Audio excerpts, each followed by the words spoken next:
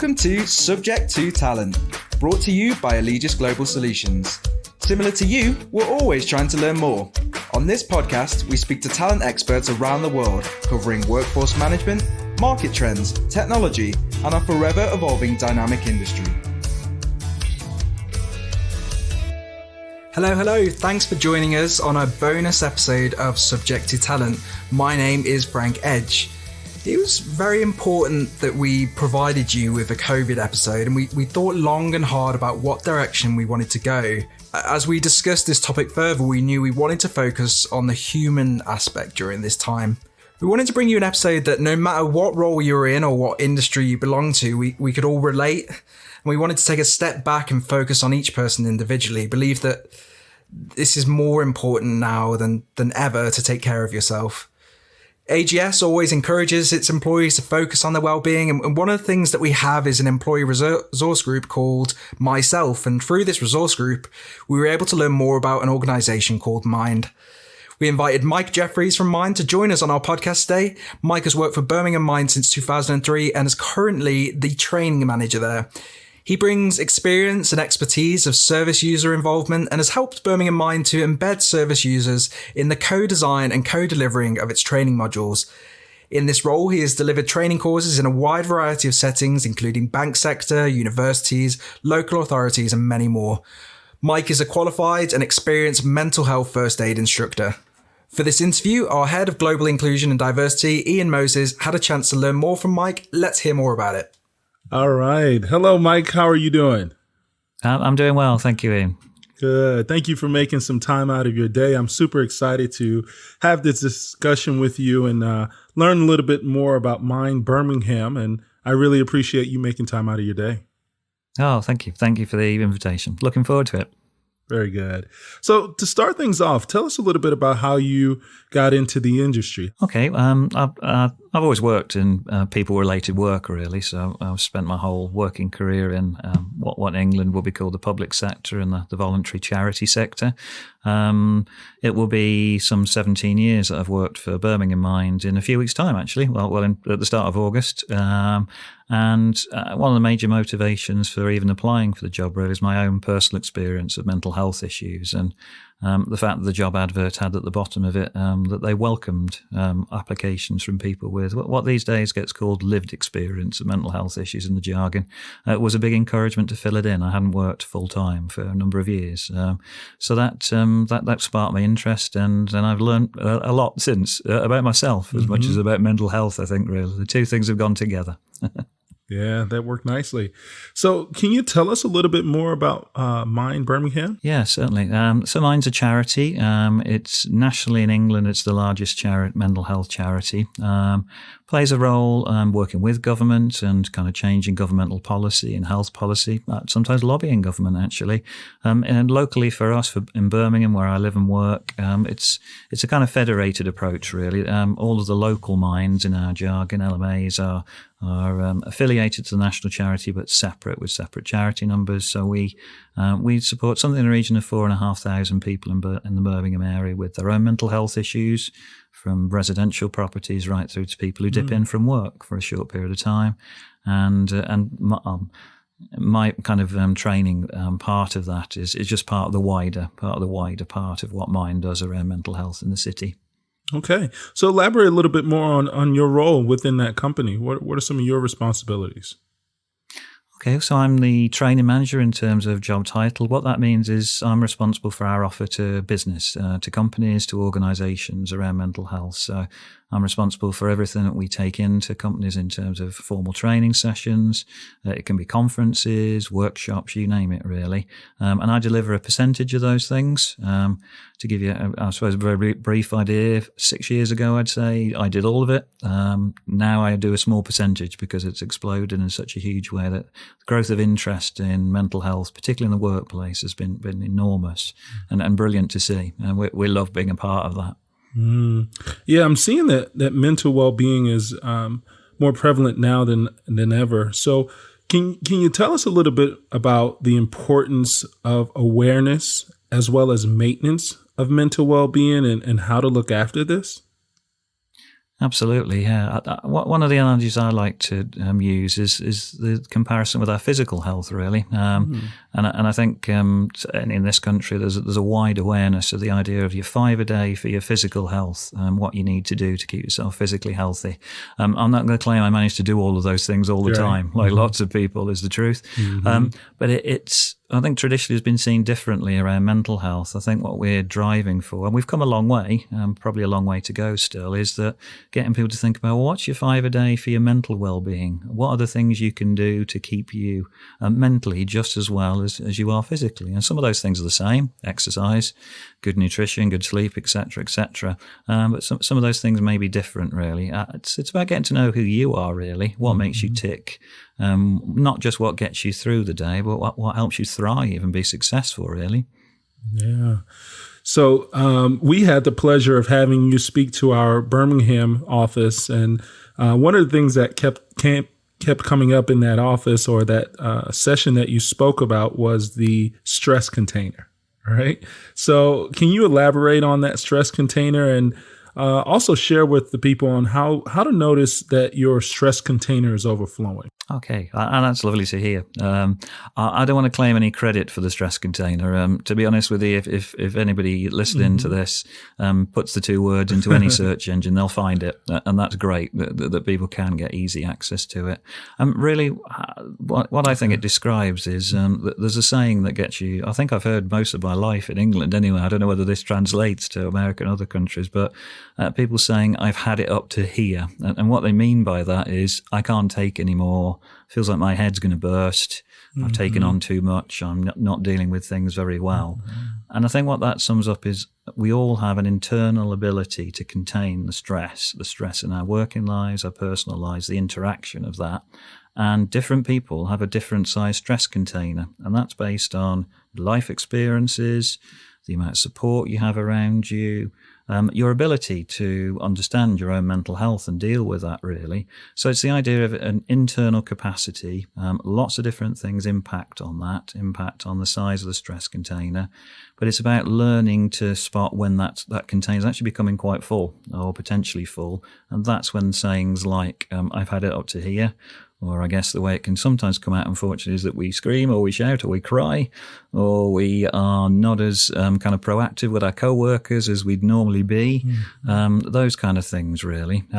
So that, the internal ability to control stress. Because stress it's not always a bad thing. It's a good thing. There's a level of stress for me now talking to you, not because of you, Ian, because you're lovely, but because the level of nerves you can have about just talking to somebody on a podcast or a training course. That's natural, useful, and a good thing.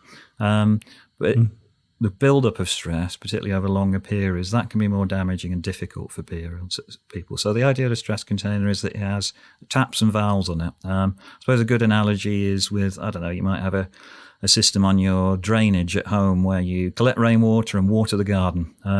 This can be lovely, but without some taps and valves on that container, where are you attaching the hose? How are you using that water to actually water the garden? And the taps and the valves on the stress containers are our pressure valve, how we let that stress out, how we give ourselves some breathing space, how we get from, I can't take any more of this, to, oh, you know what? Actually, I've dealt with this really well. Maybe I could do some more. Maybe I should give myself a break and a chance, and maybe I'm better than I thought I was. Maybe I'm more capable than I thought I was. So that the taps and the valves on the stress container are really, really important. Yeah, I like that analogy. So are there pillars of or standards that you think someone should focus on as it pertains to, either stress or even the well-being focus? One of the ones I like to use because it chimes with me, really, and it seems to, we get good feedback from audiences in our work, is there's a thing called the 5 ways to well-being. I think this originally, in terms of England at least, came from a body called the New Economics Foundation, a think tank, if you like. Very simple, very clear. And the 5 parts of that are connect, which is connecting with human beings, relating to people, not being completely isolated, being able to talk in some shape or form, whether that's over Zoom or video cameras or whatever it might be. Being active, so that's the fitness piece, if you like. That's the activity. That's the and that might be going to the gym or running a marathon. That may be walking the dog. It's about what works for us, really. Give, which is giving a compliment to a co-worker, saying well done to somebody, maybe volunteering your time as well. That it hugely benefits your mental health, but also the person on the receiving end. The 4th one is keep learning, whether that's a new language or to play the guitar or learn more about your mental health, whatever might work for that, really. And last but not least is taking notice. And I think what that means is actually stopping and actually looking out the window and seeing what the weather's doing, taking a breath maybe, getting up from your desk and walking around to give yourself a new focus, a shift of focus maybe. So I think that's the one I like to use, the one that kind of connects most with me. I've used one of the 5 by saying the word connect there for a start. So yeah, I think that's the one I'd offer. Yeah, I like these, and I definitely can see different ways that I can implement those into my daily life. So are there common signs of stress, like, so that we have these 5 ways to well-being that we could utilize, but are there some signs that people can notice when they're getting to that container being full? Yeah, I think people classically think of things like where someone may shout, or they may scream, or they may withdraw from other people, they may isolate, they may pull out of social gatherings, whatever it may be. I think the wider thing for me is that what we're looking for, what I'm looking for in myself when I'm struggling is some small change, something that says, that's not who Mike normally is. It might be in a workplace, it might be things like, well, Mike's someone who will take things on and run with things and develop things. But actually, suddenly he needs micromanaging. He's lost confidence. He is not able to take his own decisions. And maybe I'm coming back and asking whether I'm allowed to spend small amounts of money on a budget when actually I've been spending thousands very confidently and obviously with approval and backing. But so it's that change in people. Some people may become actually more louder and more confident. And that might stand out in a way that says, what's going on here? I need to find a way of just checking in and saying, how you doing?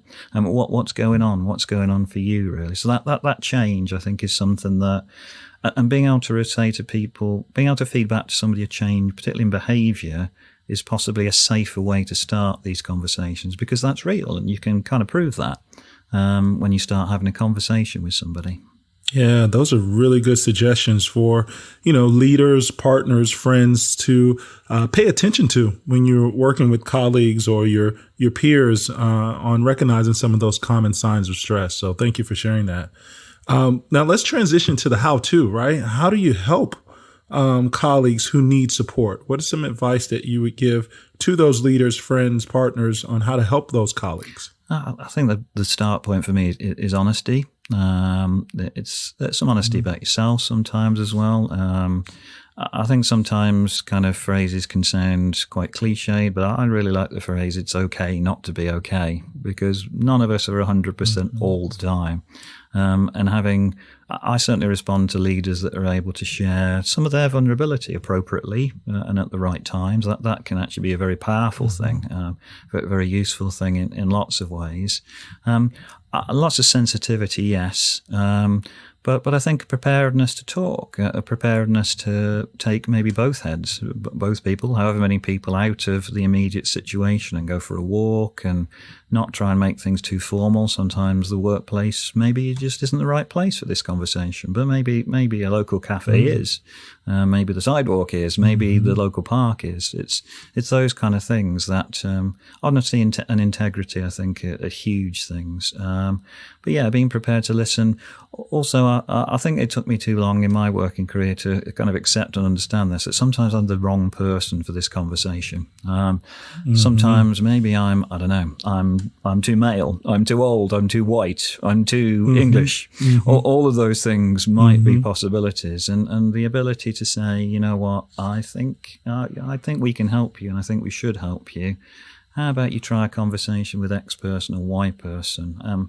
knowing your people and knowing who they relate to, I think, can make a big, big difference. And the feeling that it's not a defeat or a weakness on your part if you can't solve everything. We've all jobs to do. We've all businesses to run as well. Right.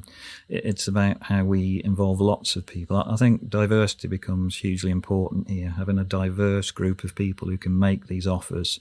Because sometimes, like I say, I'm just the wrong person. I found over the years that working for a mental health charity means that lots of people will talk to you about these things. Some people won't. And some people are scared of the implication of talking to me because of who I work for. I think maybe sometimes people think I might be able to section them under the Mental Health Act or something like that. I can't, and I wouldn't want to, but people think those things, and anything that's a barrier to people talking, I want to remove as swiftly as we can, really. Yeah. That's something that I struggle with as well, is I've always wanted to come up with a solution when, people are struggling or need help. And sometimes just listening, to your point, is all the help that you can provide in that moment, or giving them the right person to listen, that will listen to them, that can connect with them. So definitely something that I can continue working on. Now, I got to think that there's some risk factors to consider, right? Even when you go down this road, what are some of those risk factors that to consider or keep in mind? Yeah, I think it's a really important question. And a couple of different ways you can look at risk factors, I think. One of the ways I look at risk factors is that people have lots of things going on in their lives. And I think as we, particularly in workplaces, we know our people, get to know our people, knowing who of my team, if you like, who of the workforce is, I don't know, caring for a dependent, maybe a disabled dependent, or who is currently moving house, who's having a child, etc. These are wonderful things often, but they bring new pressures and dynamic pressures that can help us develop, but also sometimes can mean that the stress container is filling up again. So we kind of list these as, it can sound awful, I think, sometimes we list these lovely life things as risk factors, but they can be, really. Who amongst your people is balancing, who's juggling a lot of balls in the air at the moment? Maybe I'm just keeping a slightly greater focus on them. Clearly, if anybody expresses anything, where there's a suggestion that they may be harming themselves, or they have any thoughts about suicide in particular, those are risk factors that we must push up and not hold to ourselves, and talk to somebody and make sure that people get help, and connect people with the business offer, but also maybe with emergency services in extreme situations. So yeah, I think it's those kind of two aspects for me around risk factors. It's not presuming, though. Lots of people juggle amazing things that I probably would never cope with.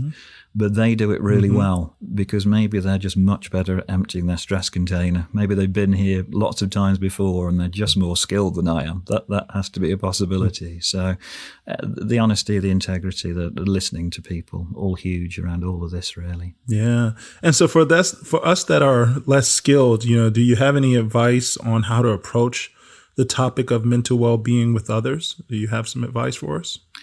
Yeah, certainly sensitively. I think we have to have an eye to history, don't we? Certainly in the country I've lived all of my life, it's relatively recent that I think I still meet people who still find it quite striking that a man in particular will talk openly about accessing counselling, or I've taken antidepressants at times. I've needed that kind of input, that kind of help at time. So a sensitivity to the kind of history and the stigma that there still is around mental health, and people. I didn't grow up being able to talk about this. That's why I left it far too long to ask for help, is the truth of the matter. And being aware of that it is important. So yeah, lots of sensitivity, lots of subtlety, but I think the preparedness to get it wrong. I've heard some amazing example in workplaces where managers said, I observed behaviour in a person, I was very worried about them. I hadn't necessarily had particular training around this and felt not so skilled in dealing with it, but I tried. And actually having a conversation with the person where you say, well, I don't know what the answer is here, but let's work together because I value you as a person. This company values you hugely for your input and your work and your efforts. I don't need to have someone managing me with a perfect answer all the time because they're human beings. And I need to respect that too. But your honesty, your preparedness, and the preparedness to seek help from others when it's needed, I think goes a very, very long way for human beings. There's a lot that you just said in being prepared to get it wrong. I don't think I've ever thought about it from that lens, but it makes a lot of sense, right? Because you're not always going to get it right. And if you're prepared for it, you can, know how to pivot or transition to what's next. Yes, absolutely. I had to do that so many times, and we'll do it many times again. Very good. So I want to stay well, right? So what's the advice on ways that our audience can stay well? What can we do? I think it's about the. I mentioned it earlier. I like the idea of watch your 5 a day for your mental well-being. I'd say for myself personally, the stress container is not something I would check in on every day. I think that would be too much. That would be too much of a focus on that. But I come back to it every few months and say, where's this at? Maybe the last time I looked, I was doing really well. Maybe the next time I'm not doing so well, and that gives me the room to think, what's changed? What was I doing that was effective previously, and have I stopped doing some of that? Have other life pressures taken over that? So keeping an eye on your exercise. Personally speaking, I have to do about an hour's cardio a day. Otherwise, I really do feel the difference, I think. It's more subtle than being able to tell how full your stress container is that easily. But I think I can feel it. So I need to think about that. I need to be very observant on whether I'm talking to people and opening up or not, whether I'm shying away from having conversations. I think those are things to watch for. And I think in the workplace, it's about, am I getting stuck on particular things? Have I been very successful in a particular area and then suddenly I'm not feeling so able? Is that a sign? Is that something to have a look at, really? So it's that balance of things, that checking in on a regular basis, my exercise, my nutrition, my sleep, but also my thinking. Am I beating up on myself? Am I giving myself a particularly hard time now? And why is that? Is that worth a conversation with someone, if I can?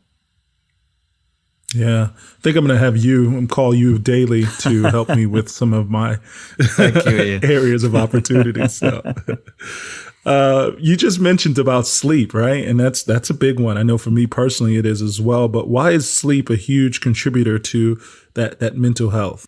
Oh, lots, I think, and I'm no scientist. There's lots of science behind this. I'd never claimed to be, but in terms of the kind of education piece that I'm involved in, really, certainly sleep. The lack of sleep, the struggling with your sleep, it's much harder to be rational. It's much harder to have a clear focus on things.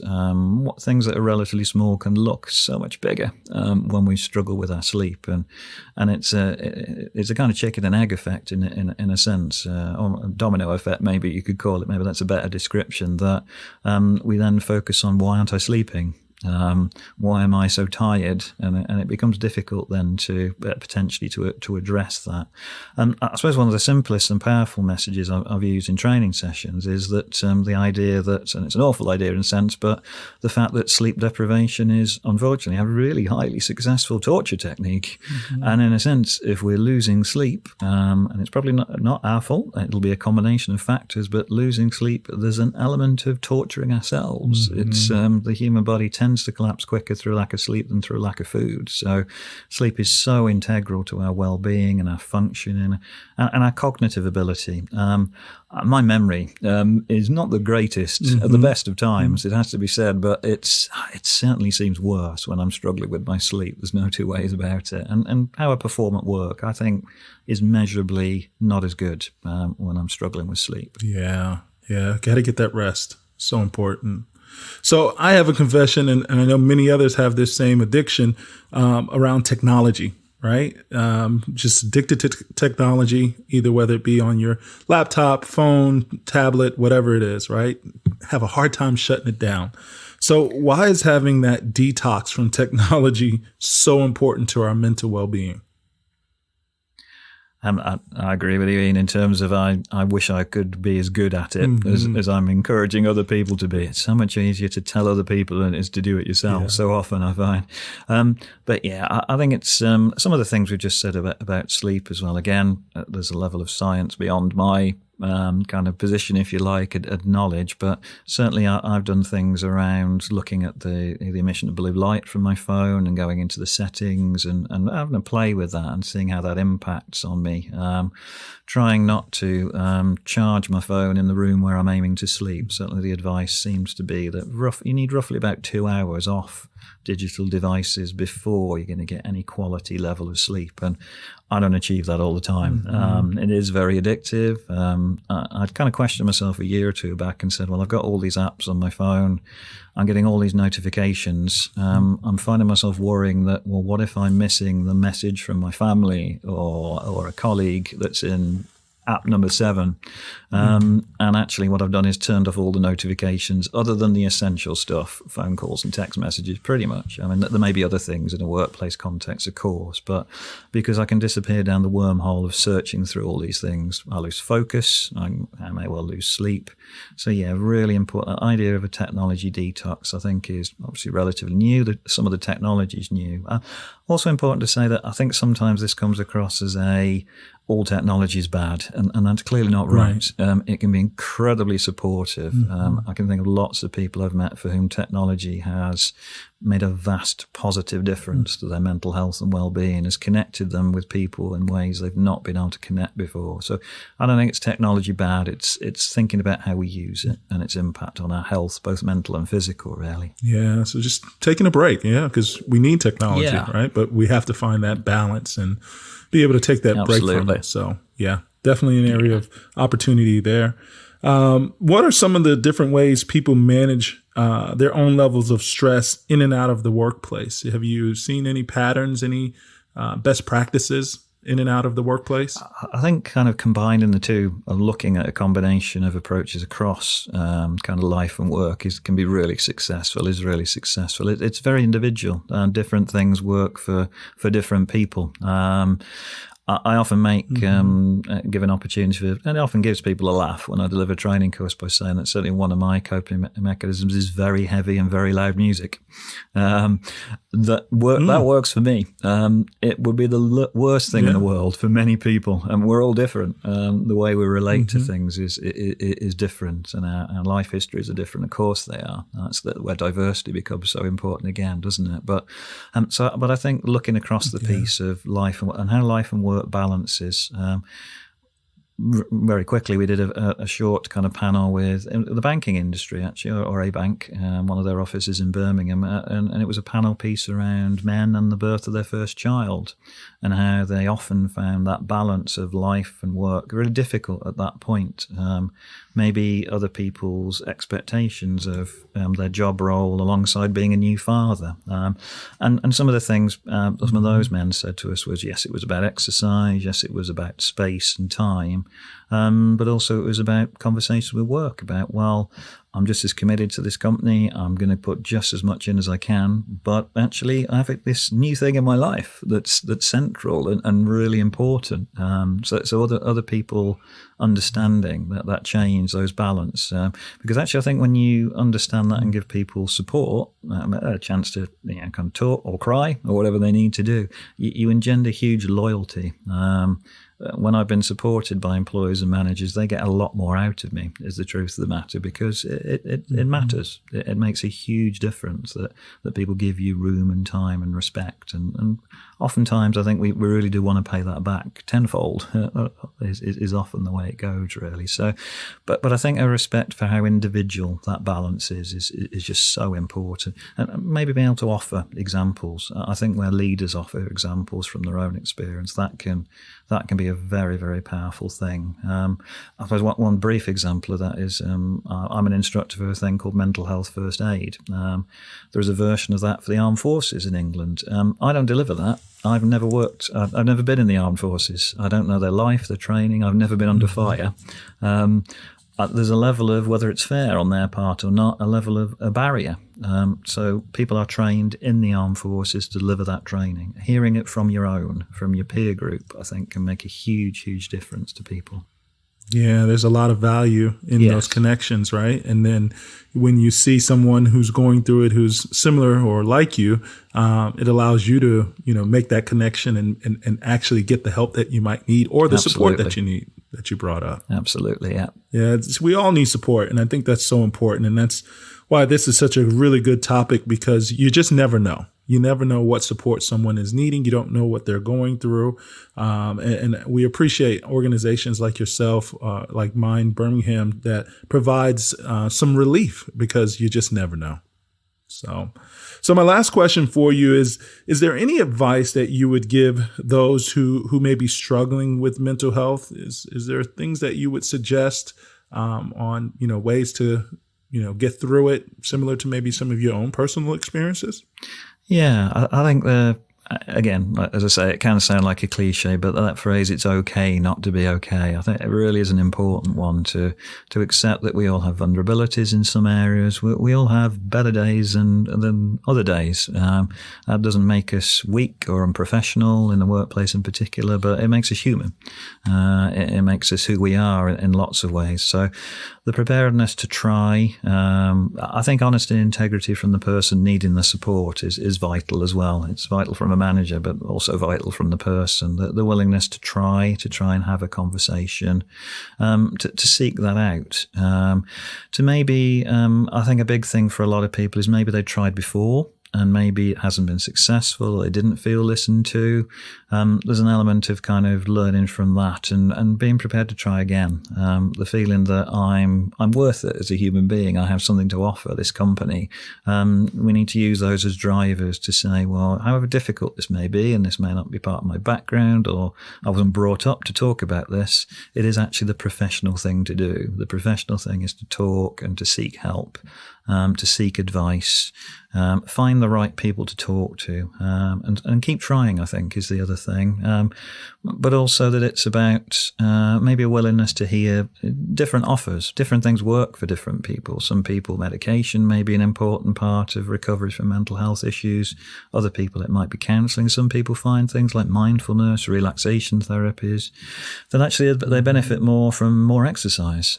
Different things work for people, really. But the encouragement to try, the encouragement to talk, the encouragement to believe that there's a future and that people want to hear. Because I'm finding more and more people do want to help. That burst of energy around this piece of mental health in the workplace. It's a joy to deliver the training in whatever shape or form we do that, whether that's over the internet or in person, because you rarely get unwilling participants. People want to make change.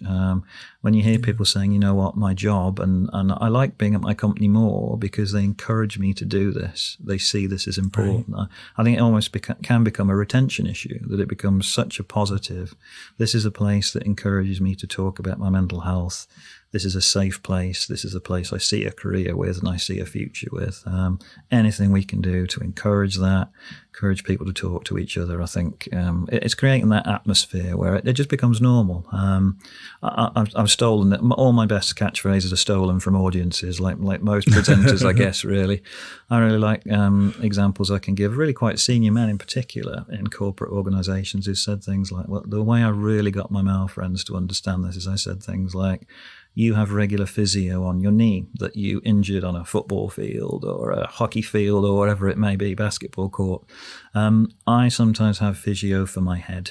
It's a different type of therapist, but sometimes it's precautionary, sometimes it may be more crisis related, but actually, but why do we see them as different? It's our health overall. That's what it should be, really. So, but yeah, it's about encouragement but trying, but believing that people will listen, that there are people there who want to listen to you and want to help.